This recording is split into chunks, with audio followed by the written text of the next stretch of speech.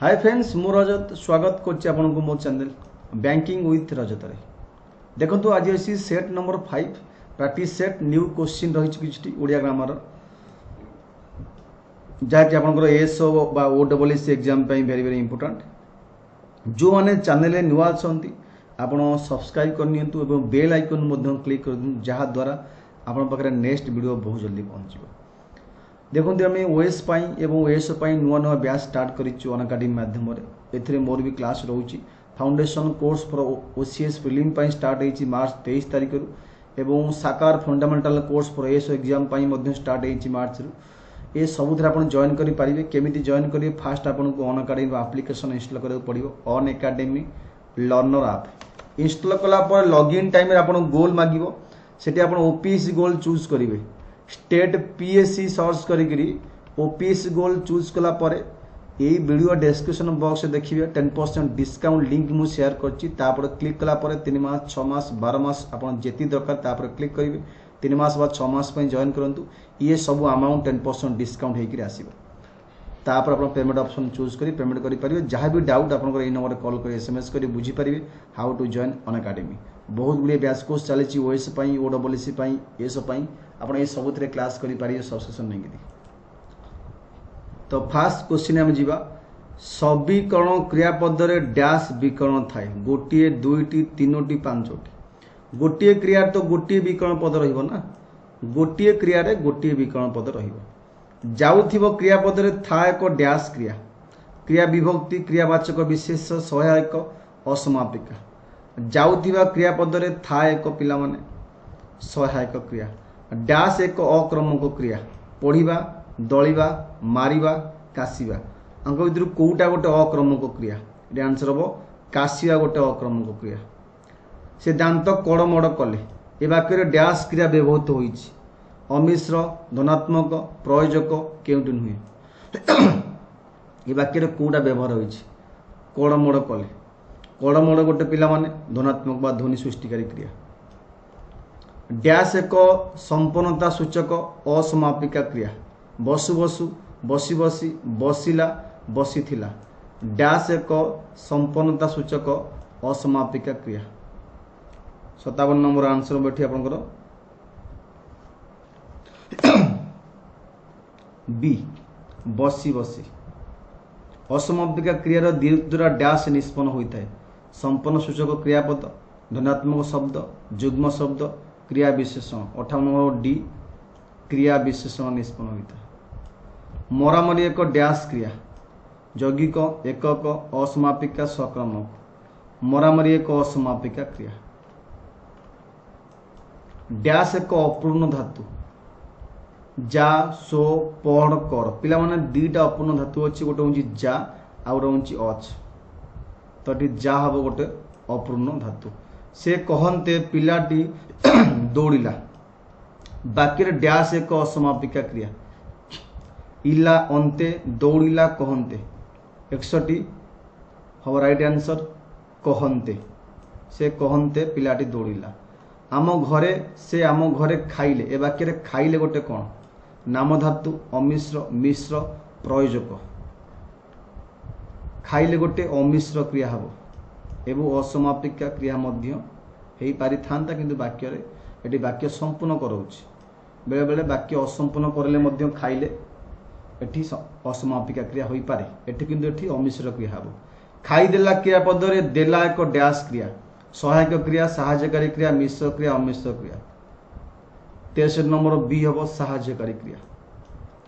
आभिमुख्य क्रियापद सर्वदा डैश होता है सरल क्रिया सहायक क्रिया यौगिक क्रिया केउटी नुहे। आभिमुख्य युक्त क्रियापद सर्वदा यौगिक क्रिया होता है। से खाई बणी अणी प्रत्यय डैश अर्थ व्यवहृत हो समाप्ति संभव अनुज्ञा समावेश संभाव्य समाप्ति एठी हम संभाव्य समाप्ति।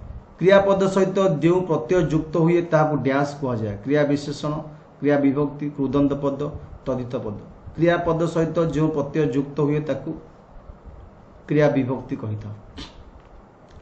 से क्रिकेट देखी फेरुछि रेखांकित पदटी डैश संपन्न सूचक असमापिका संपन्न सूचक समापिका असंपन्न देखी गोटे कौन हो संपन्न सूचक असमापिका क्रिया। न पूर्व प्रत्यय भाव डैश क्रिया सहित संयुक्त हो पारे। नटा पूर्व प्रत्यय भाव डैश क्रिया सहित संयुक्त हो पारे। समापिका अक्रमक सक्रमक असमापिका। आंसर हम असमापिका। जो क्रियार कर्म न थाए ताकू डैश क्रिया कह जाए। निष्क्रमक सक्रमक अक्रमक कर्महीन। आंसर हम सी अक्रमक। खाऊ नथिबी क्रियापद रे न एक डैश अस्थ्यथक प्रत्यय नास्थ्यथक न गोटे कौन नास्तिवाचक प्रत्यय हम प्रत्यय गोटे न। नाम धातु क्रिया डैश रु विशेषण गठित होता है। नाम धातु क्रिया डैश रु विशेषण गठन होता है। विशेष और विशेषण रु था दुईटी काल निमंते प्रयोग करा जाई पारे। अतीत वर्तमान अतीत भविष्यत वर्तमान भविष्यत क्यों नुहे था अतीत एंड भविष्यत। गंगा नदीर पानी पवित्र अटे। यही वाक्य क्रियापद निर्णय कर। अटेटा को प्रकार क्रिया पवित्र अटे। एटी हम साधारण साधारण वर्तमान क्रिया पवित्र अटे। ये गोटे साधारण वर्तमान बुझाऊँ जनरल ट्रुथ। अटकिबा क्रियापद डैश रु गठित। अटक विशेष अटक विशेषण अटकइबा क्रियापद अटकिबा क्रियापद कोठु गठित। अटकिबा क्रियापद अटक विशेषण रु गठित। गोटे धातु गोटे विभक्ति नहीं गठित हुए डैश क्रियापद। यौगिक विभक्ति एकक समापिका। गोटे धातु गोटे विभक्ति नहीं कि कौन होता है पिला माने ना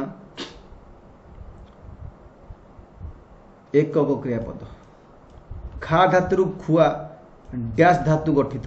खा धातु खुआ डैश धातु गठित। नाम एकक यौगिक प्रणार्थक।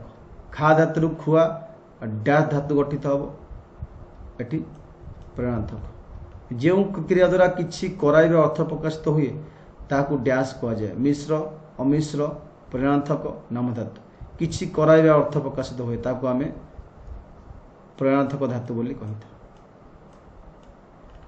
उ जोग करी दित्त करिया द्वारा से कहूँ उ जोग करी दित्त करिया द्वारा कौ क्रिया गठन होता है। समापिका असमापिका क्रिया विशेषण केउठी नुहे। आंसर हम असमापिका क्रिया गठित होता है। उ जोग करी दित्त करिया द्वारा असमापिका क्रिया। समापिका क्रिया सहित डैश परप्रत्यय संयुक्त हुए नाही नुहे न केउठी नुहे। समापिका क्रिया सहित डैश परप्रत्यय संयुक्त होता है। आंसर हम नाही। डैश एक सहायकारी क्रिया। खाइला खाऊची खाइथिबो खाई सारिला। डैश एक सहायकारी क्रिया खाई सारिला गोटे सहायकारी क्रिया। डैश एक धनात्मक बा ध्वननकारी क्रिया। जाऊ जाऊ धरी धरी सन्त सन्त गोड़ा गड़ी आदि किए ध्वनि सृष्टि करुच्ची गोड़ा गड़ी। इतला पिला माने आपन इंपोर्टेंट क्वेश्चन। असंपन्न संपन्न भाव प्रकाश करने पाई ओडिया क्रियापद रे केतटा प्रत्यय अछि। गोटिए दुईटी तीनोटी चारोटी। ओडिया क्रियापद रे दुईटी प्रत्यय गोटे ई प्रत्यय आ गोटे उ प्रत्यय अछि। दीटा प्रत्यय अछि। ई होछि संपन्न उ होछि असंपन्न। से कहि क्रियापद मध्य रे आभिमुख्यवाचक प्रत्यय कोन युक्त थाए युक्त न थाए उह रुहे केउठी नुहे। ये हम आपनकर क्रियापद मध्य रे आभिमुख्यवाचक प्रत्यय युक्त थाए। इथला पिला मान 30 क्वेश्चन इंपोर्टेंट सेट आपनकर सेट नंबर एटा 5 जाकि नुआ क्वेश्चन किसी रही आपनकर ओपीसीएस एग्जाम हो बा ओडब्ल्यूएस एग्जाम पाई बहुत बहुत हेल्प करियो। जो मान चाहूती अनअकाडेमी माध्यम रे क्लास करिए पिला माने नुआ बैच को स्टार्ट होइछि आपन जॉइन करि पारियो। जो मान चाहूती जॉइन करिए ऑनलाइन माध्यम रे आपन माने ए नंबर रे कॉल करि एसएमएस करि बुझी पारिबे हाउ टू जॉइन अनअकाडेमी। बुझिला पिला माने ए नंबर पर कॉल करि एसएमएस करि पारिबे how to join Unacademy. Thank you all of you.